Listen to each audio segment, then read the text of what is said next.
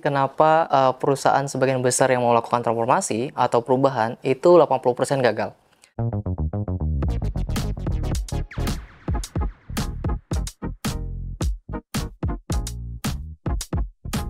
Menurut Lewins Model, proses manajemen perubahan itu adalah karena tidak semua elemen yang ada di perusahaan itu memiliki sense of urgency yang sama.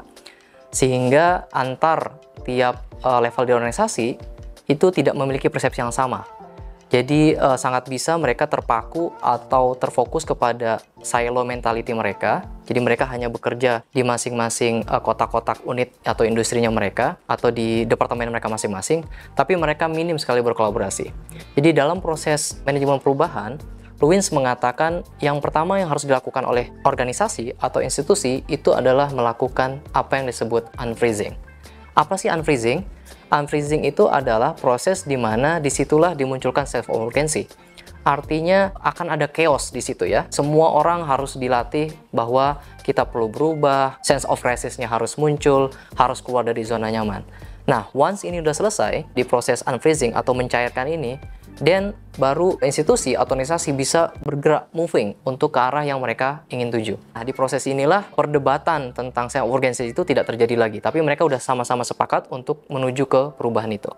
Yang terakhir yaitu freezing. Jadi kalau kita lihat unfreezing itu dicairkan gitu ya, budaya-budaya atau value-values yang ada tadi yang udah lama itu tadi dibuat record ulang gitu ya.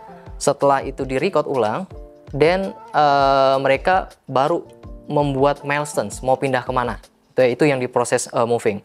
Sedangkan yang terakhir, itu adalah freezing lagi. Jadi mereka sudah membekukan lagi value atau budaya yang benar-benar berubah yang sesuai yang mereka ingin tuju. Jadi kalau kita perhatikan, proses manajemen perubahan ini tentu tidak semudah yang saya ceritakan tadi. Jadi unfreezing, moving, freezing. Tapi proses berdarah-darahnya itu adalah sebenarnya di proses unfreezing dan freezingnya lagi gitu ya.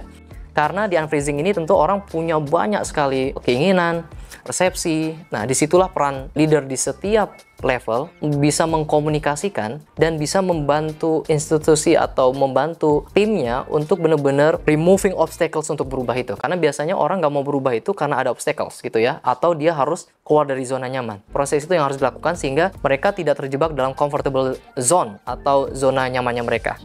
Nah, jadi itu yang kita bisa ikuti gitu ya. Kenapa tadi yang saya katakan di awal, 80% institusi atau organisasi yang ingin berubah itu gagal karena mereka gagal membangun sense of urgency.